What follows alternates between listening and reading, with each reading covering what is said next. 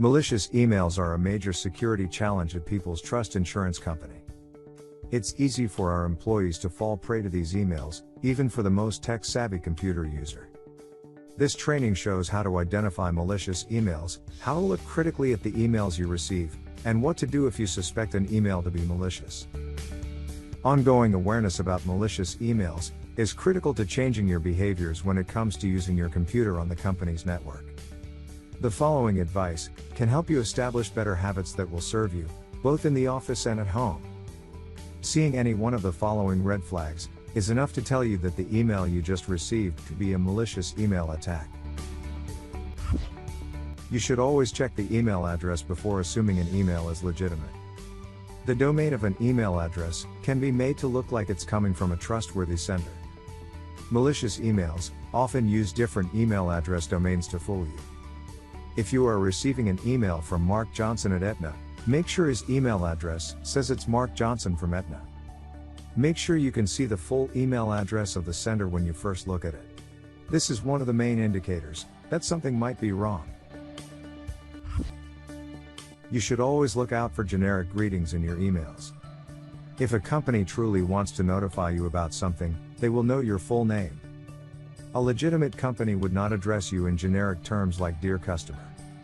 Often malicious emails will identify you by your username, which is the first part of an easily accessible email address. This is another telltale sign that the email may be a malicious email. Another red flag to identify a possible malicious email attack is poor grammar. Unfortunately, many of us scan emails too quickly, and grammatical errors that are small usually do not get noticed. So, always thoroughly review your email. You don't have to be a grammar nut to notice odd mistakes and possible malicious emails. Look out for major typos and questionable syntax, especially if the email supposedly comes from a reputable company. Companies put their emails through multiple review stages. So having unlikely errors throughout the email indicates that a level of care was not taken, and therefore the message is likely fraudulent. Malicious emails often have alarming threats or suggest you will face severe ramifications if you do not respond quickly. Watch out for language that makes you act quickly and without thinking. The email will say you must act at once or risk having a negative outcome, such as losing access to your account or paying a fine. They do this by making you think something has happened that requires you to act fast. And the faster they get your information, the faster they can move on to another victim. Another red flag is when the email requests that you send some form of information.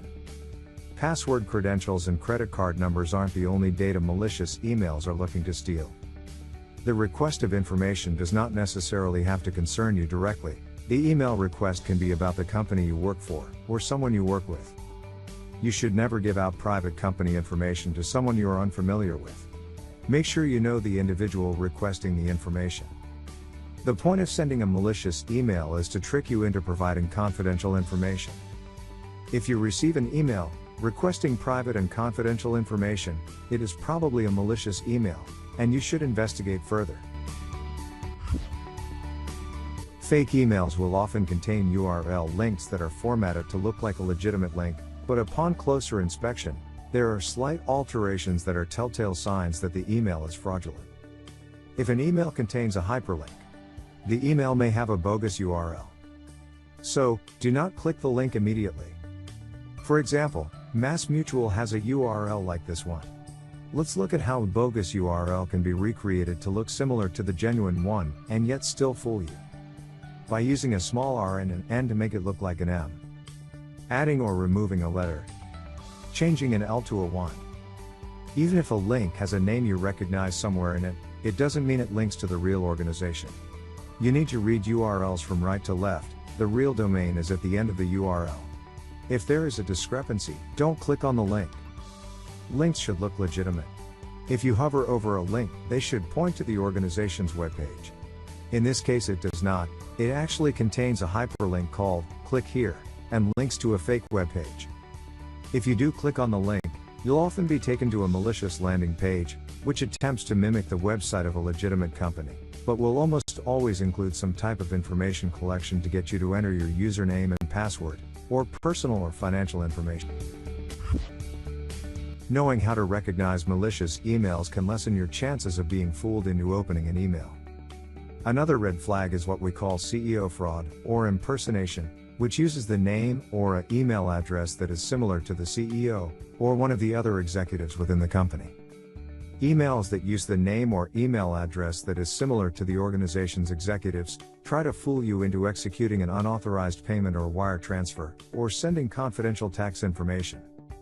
This tactic is highly effective, because the email preys on your instinct to help others, especially the executives of the company. There are 2 red flags associated with malicious attachments. The first red flag is when you receive an email, which includes an attachment that you weren't expecting. One of the simpler ways to expose a dangerous file attachment is to see if the attachment file name makes sense with the email subject. Unless you knowingly were expecting an email from someone about home repair that included an attachment called payment report. Receiving an email that doesn't make sense with the subject of the email is usually a red flag that this is a malicious attachment. The second red flag of a malicious attachment is check its file extension. All attachments have file extensions. It's a period followed by a set of characters that suffixes the name of the file. You need to be aware of common file extensions used by your department. Emails that contain malware can look like a harmless Microsoft Word or Excel attachment, or an Adobe Reader PDF, or a picture, or audio file attachments, and can use a double extension.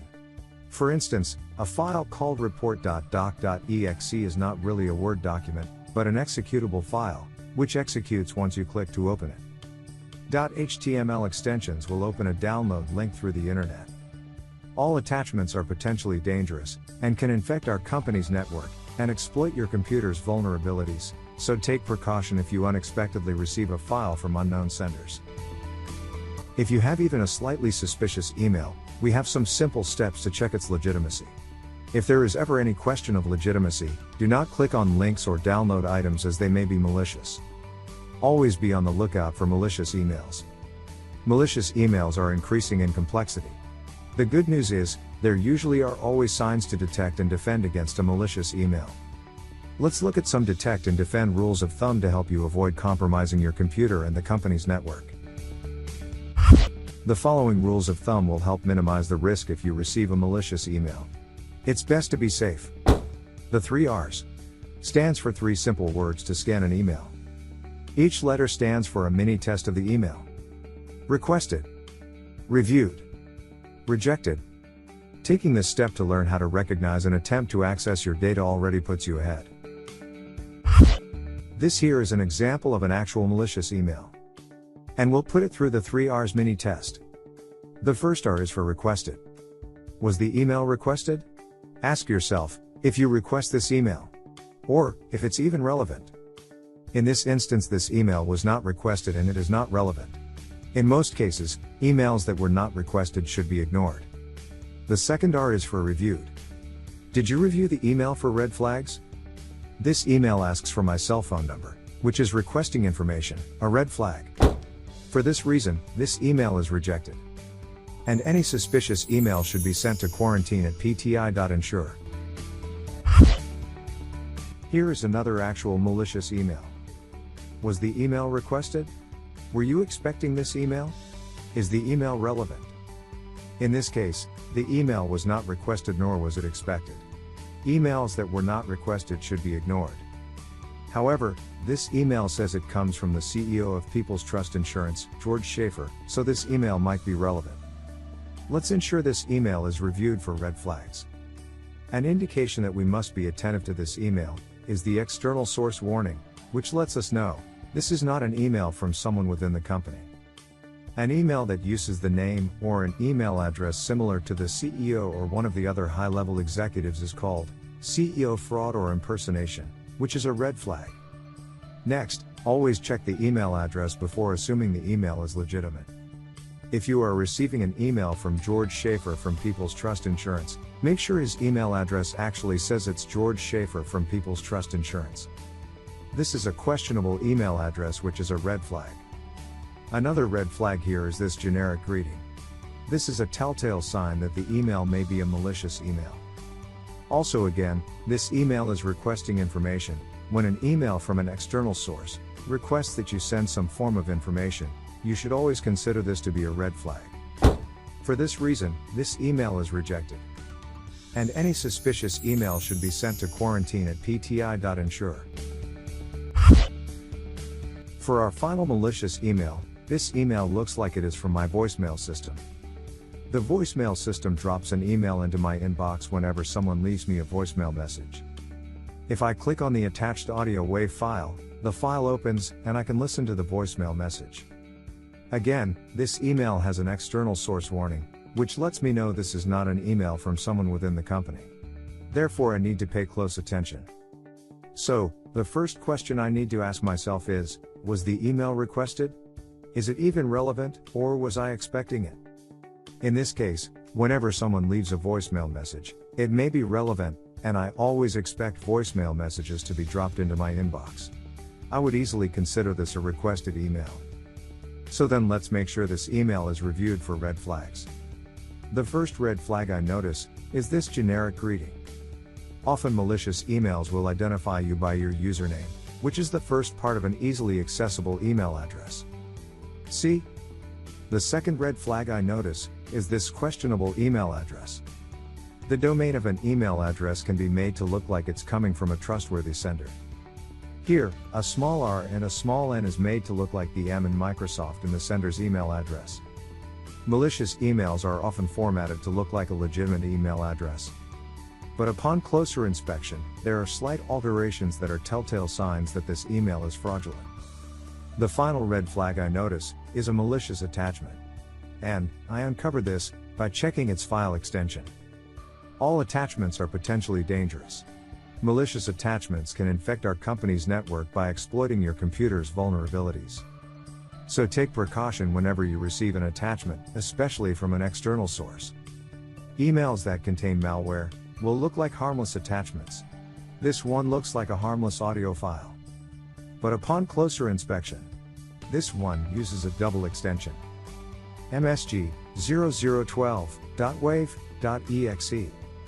This is not really an audio WAV file, but an executable file, which executes a program for Windows once you click to open it. For these reasons, this email is rejected. And I will send this email to quarantine@pti.ensure. Thank you for completing the malicious emails training. There's just one more thing for you to complete. The quiz.